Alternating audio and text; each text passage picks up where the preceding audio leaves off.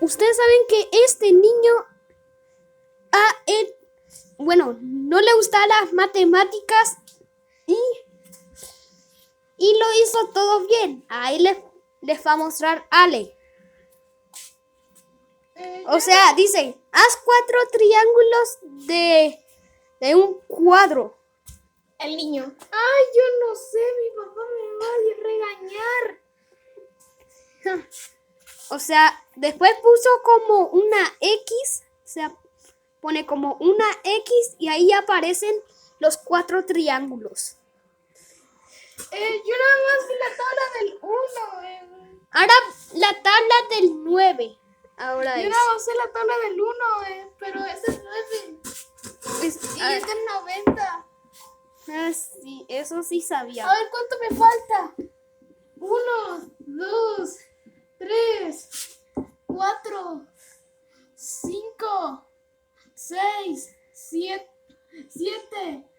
8. No, me faltan 8 multiplicaciones.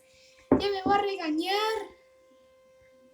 Al contrario, espere, parece una H. Entonces, ponerlo.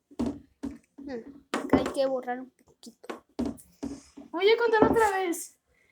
1, 2, 3, 4, 5, 6, 7, 8. No, ya lo hice todo mal. Pero voy a entregar ya. Además, La profe. 5 puntos. Y 5 puntos. Bueno, estos 5 puntos.